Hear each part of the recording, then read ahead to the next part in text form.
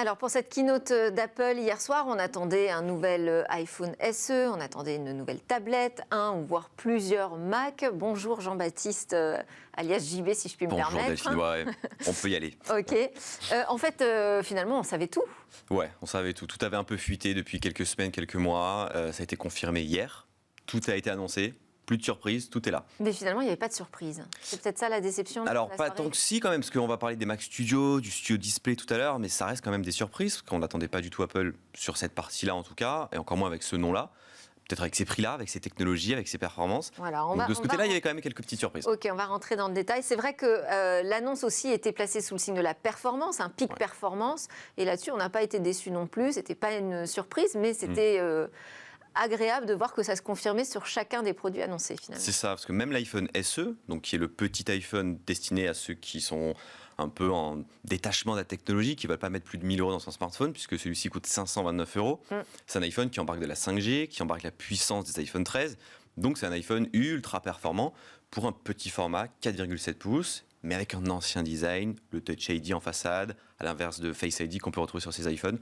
Donc ça, c'est un iPhone Il y a presque très un côté complet. vintage finalement dans Totalement, l'iPhone SE, qui peut séduire. Mais qui séduit toujours certaines personnes qui refusent ou qui ne veulent pas les nouveaux designs avec les encoches, avec les écrans bord à bord. Ceux qui veulent tout simplement un iPhone un peu ancien, parce qu'il y a quand même un design qui date de 2014. Donc ça date beaucoup dans la technologie pour un design de smartphone. Mais il est là, si Apple le propose, c'est qu'il y a un marché. Oui, puis c'est un design qui est assez efficace aussi. Hein. C'est ça. Donc voilà. Et en termes de caractéristiques, donc là, tout y est pratiquement. Hein. Tout y est. On a tout ce qu'il faut pour qu'un smartphone dure dans le temps. Et c'est surtout ça la chose aujourd'hui et la force de cet iPhone SE, c'est qu'en plus d'avoir des beaux matériaux, du verre, de l'aluminium, un écran passable, on va dire, en 4,7 pouces parce que ça reste petit pour 2022. Mais surtout, la grande force de cet iPhone, c'est que comme il a une puissance qui est celle des iPhone 13, qui sont des smartphones très haut de gamme, eh bien, il va durer dans le temps et surtout dans 5, 6, 7 ans avec iOS, on pourra continuer à le mettre à jour, on pourra avoir des mises à jour, continuer à l'utiliser sans qu'il soit bridé. Et ça, c'est une grande force d'Apple aujourd'hui, comparé à la concurrence qui parfois s'arrête à 2-3 ans de suivi de mise à jour. Donc cet iPhone SE, en l'achetant aujourd'hui, on peut investir sur le long terme. D'autant plus que donc il est 5G. Et 5G. Ça, c'est aussi la grande annonce. Hein. C'est qu'on a un iPhone SE, donc pas trop cher, avec de la 5G. L'autre annonce, c'était un nouvel iPad Air. L'iPad Air, qui est un iPad Pro, petit format, lesté de quelques technologies, qui est un iPad très sympa qu'Apple avait remis au goût du jour un peu en 2020. Un iPad avec un écran de 10,9 pouces, donc ça reste quand même assez grand, un nouveau design avec plein de coloris disponibles, on a du mauve, on a du violet, on a du lumière stellaire comme Apple aime bien les appeler, ces petits coloris. C'est un iPad qui également est compatible 5G, donc ça pour ceux qui veulent acheter l'option supplémentaire pour rendre compatible sa tablette 5G, ce sera possible. Et c'est surtout une tablette qui désormais quitte un peu ce monde du processeur mobile d'Apple, donc les A quelque chose, mais qui passe sur le processeur que les Mac ont, donc le M1, qui a été annoncé donc en 2020, qui équipe des MacBook Pro, des MacBook Air, des iMac. Désormais, ce petit iPad Air de 5e génération embarque cette puissance-là. Et le M1, c'était un peu la star, puisque finalement, on n'est pas passé sur un M2, on est resté sur le M1, mais avec un M1 Ultra. C'est ça qui a été annoncé hier soir. C'est ça, ouais. Le M1 Ultra, c'est vraiment 2 M1 Max mis un peu ensemble pour encore plus de puissance, mais cette fois-ci pas du tout sur une tablette comme par exemple l'iPad Air 5, mais sur un Mac vraiment dédié pour la maison ou pour les professionnels. Et Apple l'a appelé ce Mac Studio. Donc c'est un studio portable pour la maison, pour ceux qui ont vraiment besoin. C'est un Mac mini. C'est un gros Mac mini. On empile 2 ou 3 Mac mini l'un sur l'autre. C'est un gros petit cube au bord arrondi qu'on pose sur son bureau, qui est rempli de puissance, qui est rempli de ports connectiques. Et ça, c'est une très bonne nouvelle parce qu'on sait qu'Apple, pendant quelques années, avait supprimé petit à petit tous les ports connectiques de ses produits. Là, on les a tous. On a des ports SD, des ports Ethernet, des ports HDMI. On a tous les ports qu'il faut aujourd'hui pour des professionnels. Et donc c'est un petit Mac, un Mac qu'on va connecter à un écran externe, bien entendu, parce que ce Mac il est vendu tel quel, il est vendu sans accessoires, il faut le connecter obligatoirement à un écran externe.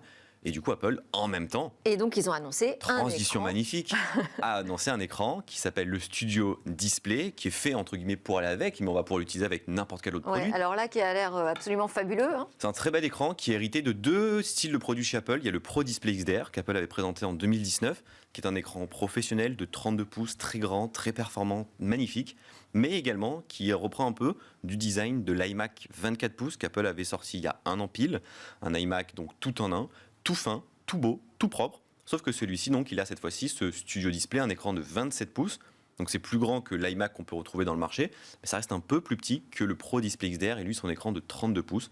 Donc c'est un mix entre les deux. Et alors, il se dit qu'il y aurait une puce même dans cet écran. Une puce, ouais, la puce c'est la 13. Donc cette fois-ci c'est la puce qui est embarquée dans les iPhone 11 et 11 Pro.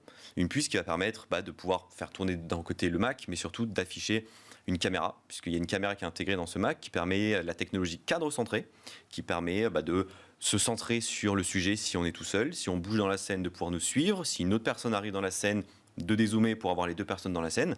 Donc ça c'est le premier point. Ensuite il y a 6 haut-parleurs, il y a 3 micros. C'est un Mac qui permet d'avoir de l'audio spatial, donc avec ces haut-parleurs qui sont situés juste en dessous de la tranche. L'audio spatial, pour ceux qui ne savent pas ce que c'est tout simplement la possibilité d'entendre entre guillemets un son qui va se balader dans la pièce autour de soi et avoir un meilleur rendu. Et ça, si on le teste avec ses AirPods ou autre, ça marche super bien. Et ça marche également avec les Macs. Et ça, c'est une bonne nouvelle que ça y soit. Bon, et puis évidemment, vous allez tester tout ça parce que vous êtes un peu un Apple maniaque. Donc j'imagine que vous êtes super impatient. On va quand même rappeler les prix. Parce que là, ce qu'on a décrit à la toute fin, on est quand même dans l'ultra luxe et des usages très professionnels.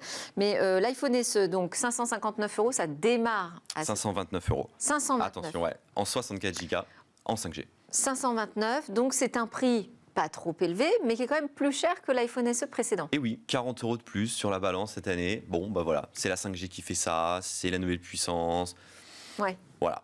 Apple, on sait, les prix, eux, c'est toujours un peu plus cher. Alors, l'iPad Air, c'est pareil, il démarre, lui, à 699 €, toujours en 64 Go, mais en Wi-Fi. Ensuite, si on veut augmenter en stockage, si on veut prendre la version 5G, on rajoute un peu des euros par-ci, par-là. Et après, on a un iPad qui peut frôler les 1000 € si on prend vraiment le full option. Bon, et là, si on monte encore donc d'un cran, le Mac Studio M1 Ultra, il est pratiquement à 4600 €. C'est ça, ouais.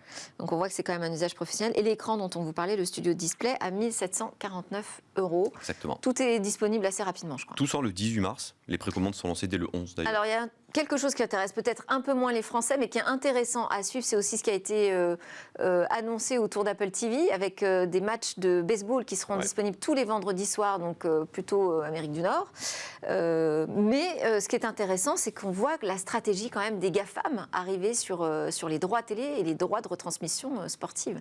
C'est une première pour Apple. C'est une première pour Apple. C'est pas une première dans le monde, entre guillemets, des acteurs qui permettent de faire de la vidéo, entre guillemets, à la maison. Amazon le fait très bien depuis longtemps, et en partie en France, par exemple, avec Roland-Garros, ou même la Ligue 1. C'est génial, je trouve, parce que ça permet de démocratiser certains sports où finalement il n'y a pas beaucoup accès, et de tout centraliser dans un seul et même service. Alors là, c'est pour le marché américain, on l'a dit, pour le baseball chez Apple TV+, mais peut-être qu'à terme, on pourrait avoir d'autres sports. Donc ça, c'est une excellente nouvelle. Et peut-être qu'en France, un jour, on aura cette chance de voir ça. Je ne sais pas si les acteurs de l'audiovisuel en France trouvent que c'est une excellente nouvelle, mais c'est vrai qu'on les voit arriver en France, ce sera vraiment à suivre. Et puis pour Apple, il y aura d'autres annonces sans doute en septembre, puisqu'on attendra un nouvel iPhone, sans doute le 14, une nouvelle montre, et peut-être un casque VR, nous dit-on. Merci beaucoup JB, Jean-Baptiste Nicolet de la chaîne The Eye Collection pour les commentaires sur la keynote Apple d'hier soir.